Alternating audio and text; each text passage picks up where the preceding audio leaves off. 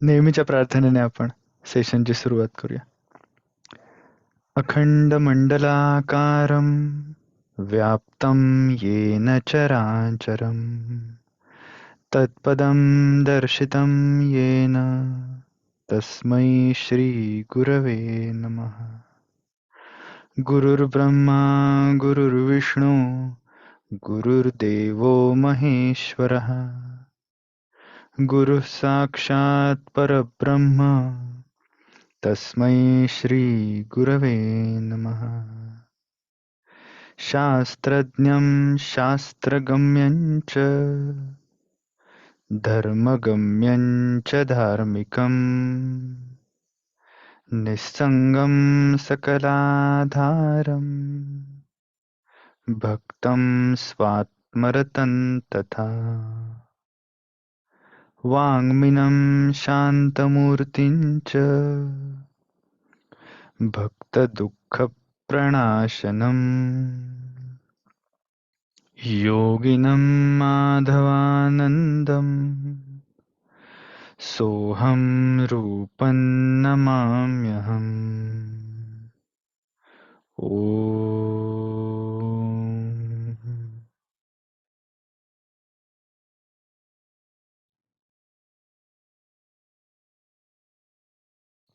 हरिओम हरिओम. सदा सर्वदा रामसन्निध आहे. मना सज्जना सत्य शोधूनि पाहे. अखंडित भेटी रघुराज योगू. मना सांडिरे मीपणाचा वियोगू. मनाचे श्लोक अगदी शेवटच्या शेवटच्या श्लोकांमधल्या 186व्या श्लोकापर्यंत आपण आलेलो आहोत. मनाचे श्लोक जसजसे पुढे पुढे जातात, म्हणजे आपण जसजसं हे मनाचे श्लोक बघत जातो, तसतसं आपल्या एक गोष्ट अजून लक्षात येते की मन देखील आणखीन आणखीन वरच्या पातळीवरती समर्थ त्या मनाची पातळी उंचावण्याचा प्रयत्न करता आहेत अजून अजून. म्हणजे सुरुवातीच्या श्लोकांमध्ये खूप साधारण अशा प्रकारचा समाजाच्या दृष्टीने चांगलं वाग, नको रे मना वाद हा खेदकारी, नको रे मना काम नाना विकारी, नको रे मना मत्सरू दंभ भारू, नको रे मना सर्वदा अंगीकारू, नको रे मना मत्सरू दंभ भारू. आता हे साधं म्हणजे एखादी आई लहान मुलाला मूल वाढवताना ज्याप्रमाणे सांगेल की बाहेर तू कसं वाग, फार रागवू नकोस बर का लगेच, असं आई आई किंवा वडील मुलाला सांगतात, मुलीला सांगतात.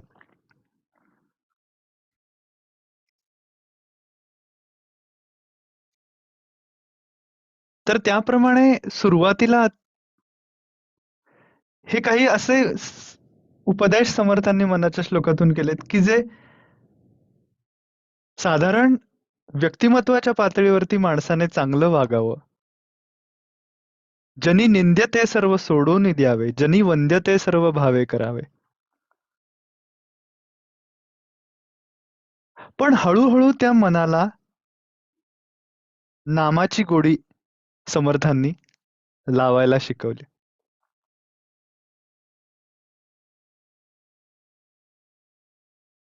हळूहळू त्याला नामस्मरणाच्या कडे वळवून नंतर मग तेच नाम, त्या नामामध्ये त्याचं अस्तित्व ईश्वराचं भावून त्या अस्तित्व अंतःकरणामध्ये धरून त्या अस्तित्वाचा प्रत्यय अंतःकरणाला कसा येईल याची पद्धत हळूहळू देऊन आणि मग आता केवळ त्या ईश्वराच्या अस्तित्वाशीच तदाकार होऊन राहण्याच्या पद्धतीपर्यंत समर्थ आणून ठेवतात. आणि मग अखंडितपणाने तू त्याच्यामध्ये राहा, तिथेच सर्व सुख आहे. मना पाविजे सर्व ही सुख जेथे, अति आदरे ठेवीजे लक्ष तेथे, असं समर्थांनी म्हणलंय.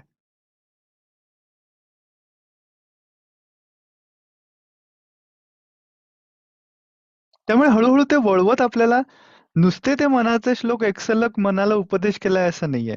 एक त्याला प्रोग्रेसिव्ह फ्लो आहे आणि तो वरती जाणार आहे. त्याची जी दिशा आहे ती उंच ध्येयाकडे जाणारी आहे. ईश्वर प्राप्ती या ध्येयाकडे जाणारी त्याची दिशा आहे.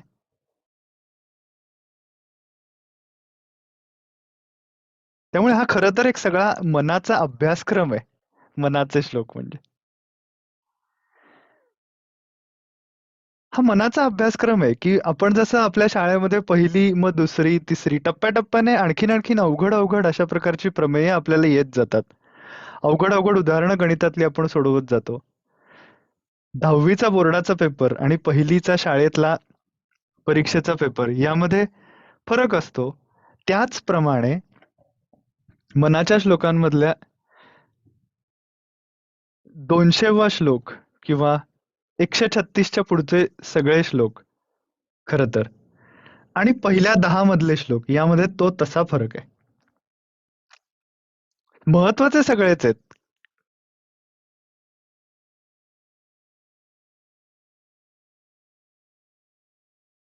गोंदवलेकर महाराज असं म्हणायचे की नैतिकता हा परमार्थाचा पाया आहे. पायाशिवाय इमारत नाही. नैतिकता हा परमार्थाचा पाया आहे. पाया म्हणजे इमारत नाही, पण पायाशिवाय इमारत नाहीच नाही, असं महाराज म्हणायचे. त्याप्रमाणे सुरुवातीला नैतिकता आणि हे सगळं सांगितलं, चांगलं वाग हे सगळं सांगितलं. आणि मग हळूहळू आता त्या मनामध्ये बाकीच्या वृत्ती, काहीतरी उगाचच वाईट वागण्याच्या वृत्ती येणारच नाहीत, असं गृहीत धरून, म्हणजे आता हे सगळं शिकवलंय, हे समजलंय, हे अंगीकारलंय, असं धरून पुढचे सगळे श्लोक सांगितले. म्हणजे याचा एवढा संदर्भ देण्याचं कारण असं आहे, कारण का हा जो श्लोक आहे, सदा सर्वदा राम सन्निध आहे. तर अशाच धाटणीचा अजून एक श्लोक या आधी पण मनाच्या श्लोकांमध्ये आहे. तो म्हणजे सदा सर्वदा देव सन्निध आहे. कृपाळूपणे अल्पधारिष्ट पाहे. सुखानंद आनंद कैवल्यदानी. नुपेक्षी कदा रामदासाभिमानी. त्यामध्ये सगुण भक्तीचं महत्व आणि त्या सगुण भक्तीसाठी ती प्रयत्नपूर्वक कशी साधावी याचा उपदेश केला.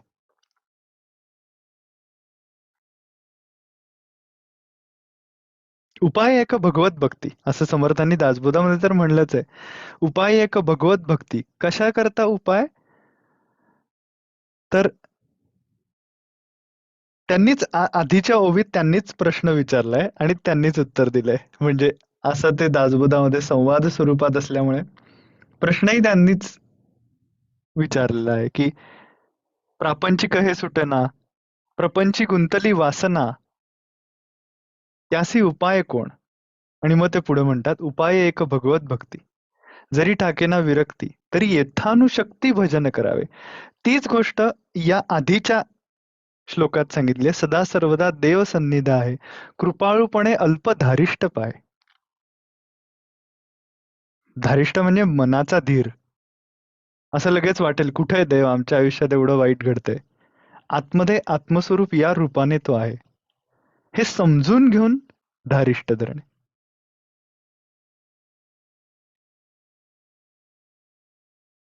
परंतु आता मनाचे श्लोक जिथे आलेले आहेत, तिथे सदा सर्वदा राम सन्निध आहे. मना सज्जना सत्य शोधून पाहे. आता नुसतं देव सन्निध आहे, राम सन्निध आहे, असं तू मान, असं म्हणलेलं नसून सत्य शोधून पहा. आता तर कसं शोधून पहा?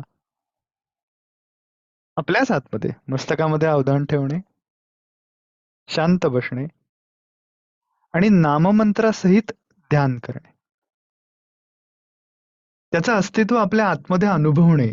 ते सत्यस्वरूप म्हणजेच सत्यस्वरूप, ब्रह्मस्वरूप, परमात्मा, आत्मा, हे सगळं म्हणजे एकच खरं तर.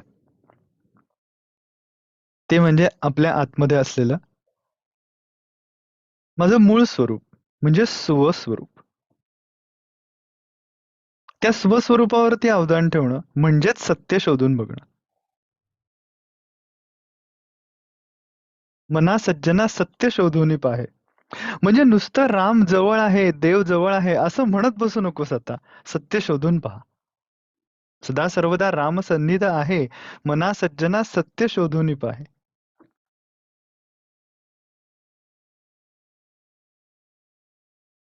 आणि हे सत्य शोधून बघण्यासाठी ध्यान करणं ही मुख्य प्रक्रिया तर आहेच.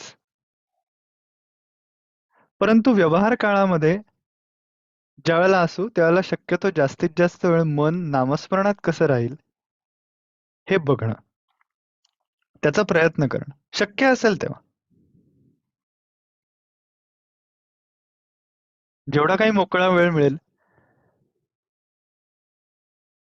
ही सवयच करून टाकायची, करून टाकू शकतो माणूस मनाला, की मोकळा मन, मोकळा वेळ असला की काहीतरीच विचार, कशाचा विचार करायचा याचाही मन खरं तर विचार करत असतं. त्यावेळेला मनाकडे चॉईस असतो, की मी आता नामस्मरण करणार आहे मनातल्या मनात, का मी टीव्ही सिरियल मधल्या त्या कुटुंबाचं काय झालं याचा विचार करणार आहे. म्हणजे काहीतरी असं, अशा प्रकारचं बाह्य कुठली तरी गोष्ट. त्यामुळे हा चॉईस आहे आपल्याला, इथे निवड आहे खरं तर.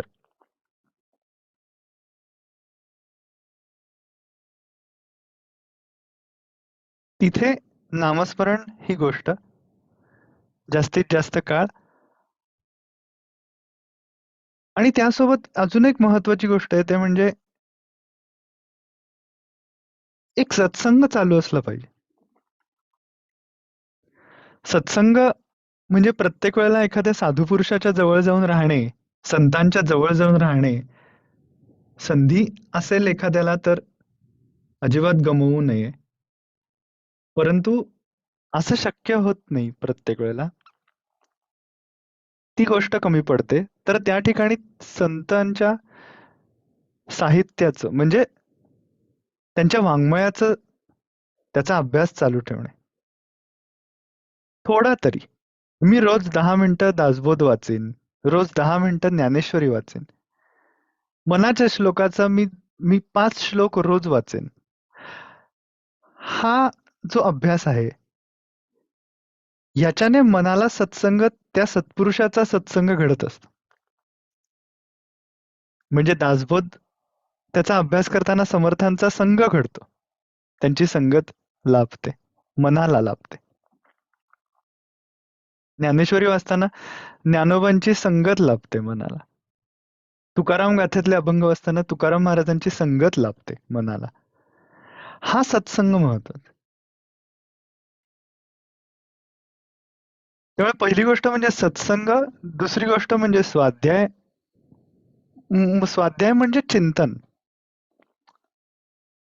आपण वाचलेल्या ओव्यांचं चिंतन, त्यांचं मनन, त्याचा अर्थ काय असेल हा विचार करणं आणि ते इम्प्लिमेंट करणं, अवलंबणं, ही सगळ्यात महत्वाची गोष्ट आहे.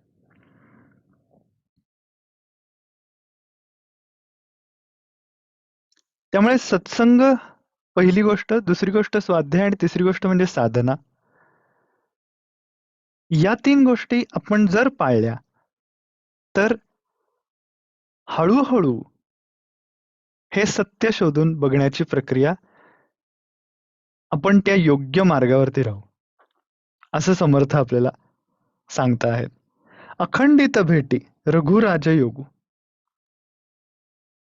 आता हे असं अवधान ज्या वेळेला मी स्ववरती केंद्रित करण्याचा प्रयत्न करेन, हा सगळा मार्ग आचरता आचरता, त्यावेळेला व्यवहारामध्ये देखील ते अवधान स्ववरती ठेवण्याची एक कला प्राप्त होते. ती सरावानेच प्राप्त होते. अचानक ती येऊन आपल्यामध्ये, आपल्या अंगात ती कला येते असं काही होत नाही. सरावानेच हे होतं. आपण कुठल्याही शास्त्राच्या प्रयोगामध्ये जसा प्रयोग करून त्याचा जो काही आपल्याला असेल त्याचा निकाल, त्या प्रयोगाचा, त्याचं जे काही उत्पन्न असेल त्या प्रयोगाचं ते आपल्याला मिळतं, त्याप्रमाणेच इथे देखील प्रयत्नातूनच हे मिळेल. पण मग प्रयत्न कसा करायचा? खरं तर ही थोडी पुढची गोष्ट आहे. पण तसं असलं तरी देखील ते कसं करता येतं हे बघता येण्यासारखं आहे. व्यवहार काळामध्ये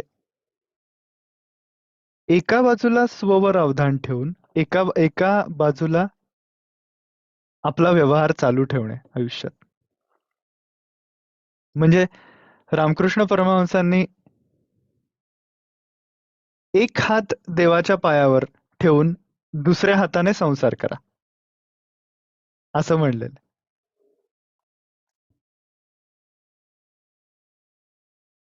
पण हे जरी नाही जमलं तरी देखील नामस्मरण हे तर आपल्या अगदी हातातली गोष्ट आहे.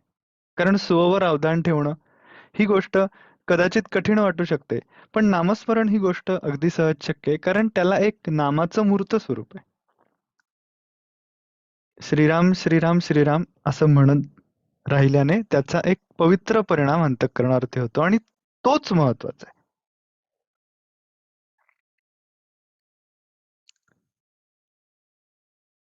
स्वामी स्वरूपानंद यांनी वयाच्या 26व्या वर्षी मित्राला पत्र लिहिताना त्यात असं लिहिलं होतं की मी एका जागी बसून 1 ते 1.5 तास ध्यान करू शकतो.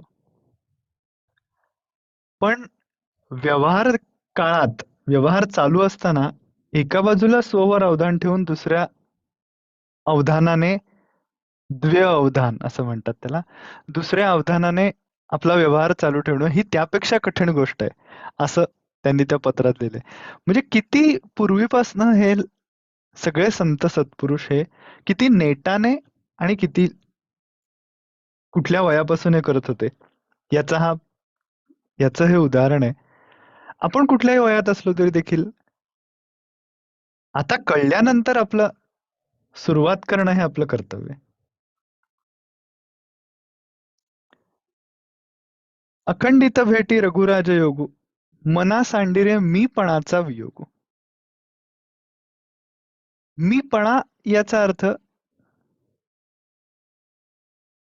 त्या मूळ स्वरूपावरती ज्यावेळेला मी व्यक्तिमत्व या दृष्टीनं मी त्याकडे बघतो. मी म्हणजे अमुक अमुक आहे. मग त्यामध्ये माझं नाव, त्यामध्ये माझी पदवी, माझं कामाचं ठिकाण, माझं शिक्षण, घर, माझे नातेवाईक हे सगळं त्याच्यामध्ये येतं. हा सगळं म्हणजे मीपणा आहे. मीपणा म्हणजे गर्व, अहंकार वगैरे या अर्थाने इथे म्हणलेलं नाहीये. मीपणा याचा अर्थ व्यक्तिमत्वाचा सेल्फ, पर्सनॅलिटी सेल्फ. आणि या पर्सनॅलिटी सेल्फमुळे तो पर्सनॅलिटी सेल्फच थॉट्स निर्माण करत असतो मनामध्ये, विचार निर्माण करत असतो. त्याचं कारण व्यक्तिमत्वाचा सेल्फ.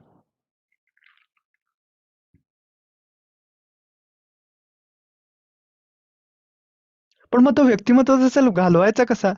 वृत्ती शांत केल्याने तो आपोआप शांत होतो. तो असं काही कोणी वेगळी व्यक्ती नाहीये की त्याला घालवून टाका. आपल्याच अंतःकरणाच्या त्या भूमिका आहेत. ज्यावेळेला ते अंतःकरण व्यवहाराशी संबंधित असतं, त्याला ते व्यक्तिमत्व या स्वरूपात असतं आणि ज्यावेळेला ते मूळ स्फुरणाशी संबंधित होऊन राहण्याचा प्रयत्न करतं, त्याला तेच जाणीवेचा वेध घेऊ लागतं. तेव्हा सगळ्या वृत्ती शांत होतात. आणि तीच महत्वाची गोष्ट आहे की जी साध्य करायची.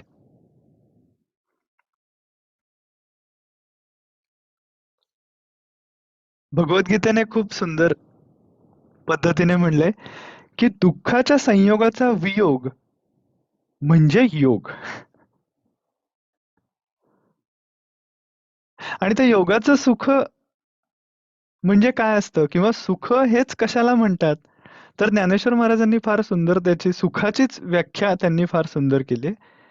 त्यांनी म्हणले किंबहुना सोये जीव आत्मयाची लाहे.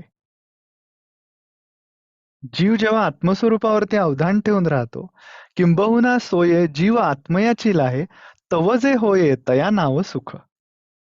त्याला सुख असं म्हणतात.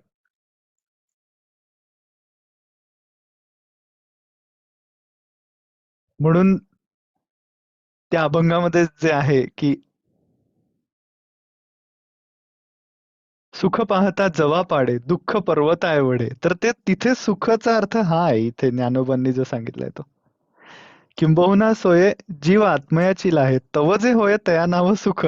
या दृष्टीने आपण आपल्या आयुष्याकडे बघितलं तर पटूनच जातं की खरंच आहे, सुख जवा पाडे दुःख पर्वत आहे एवढे.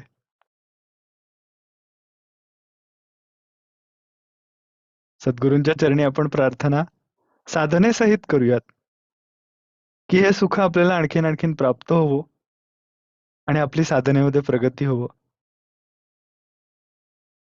त्यासाठी थोडा वेळ शांत बसून मस्तकामध्ये अवधान केंद्रित करायचं भ्रूमध्यापाशी आणि नाममंत्रासहित सुबोधचा वेध घेण्याचा प्रयत्न करूया. थोडा वेळ शांत बसू. सुरुवातीला 3 वेळा ओंकार आणि मग 10 मिनिटं ध्यान करूया. हरिओम तत्सत.